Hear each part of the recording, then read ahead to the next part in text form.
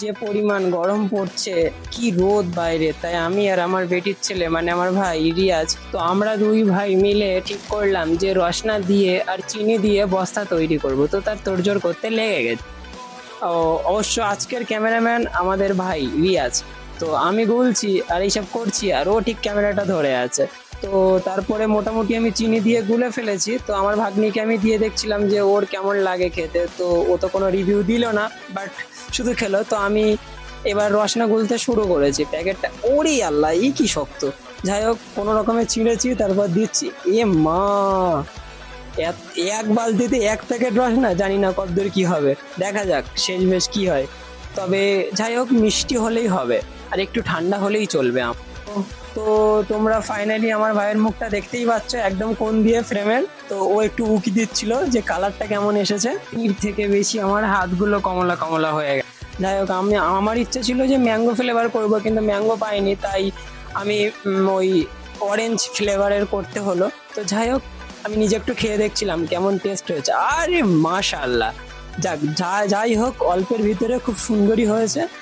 আর গরম এত পড়ছে যে আমার বেটি আমাদের জন্য কুলার চালিয়ে দিয়েছিল। তো আমরা কুলারের সামনে বসে বসে দিব্যি বস্তা বানাচ্ছিলাম। আর তোমরা দেখতেই পাচ্ছ রংটা কিরম গ্লেসি কালার এসছে। দেখতে সুন্দর যতটা, টেস্ট অত বেশি সুন্দর। তার কারণ হচ্ছে দেখতে যতটাই সুন্দর হোক, খেতেও ঠিক অতটাই সুন্দর। তো আমি প্যাকেট করছিলাম, গার্ডার লাগাচ্ছিলাম, একে একে সব প্যাকেট এইভাবে করে নেবো। তো একটা একটা করতে করতে সব করা হয়ে গেল। এবার বাকি রয়েছে ফ্রিজে দেওয়ার পালা, কিন্তু অতক্ষণ ওয়েট করবে কে? তাই আমরা এক ঝলক খেয়ে নিচ্ছিলাম। খেয়ে নেওয়ার পরে এই প্যাকেটগুলো আমরা ফ্রিজের ডিপের মধ্যে দেব, দিয়ে কিছুক্ষণ তো ওয়েট করতে হবে, কারণ সঙ্গে সঙ্গে তো বরফ জমবে না।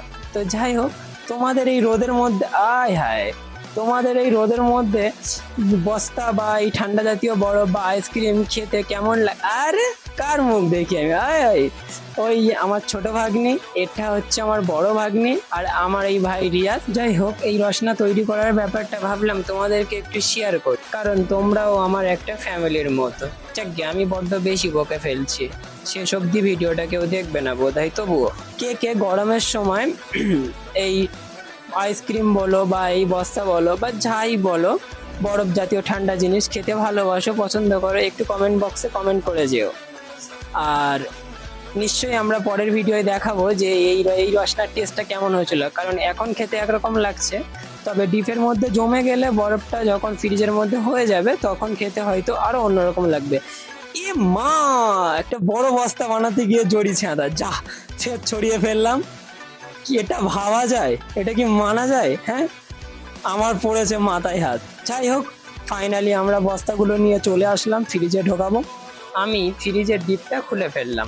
তো যাই হোক, আমরা হাঁচর পাচর করে বস্তাগুলো বানিয়ে ফেললাম অ্যান্ড ফ্রিজের ভেতর ঢোকাচ্ছি। আপাতত টাটা।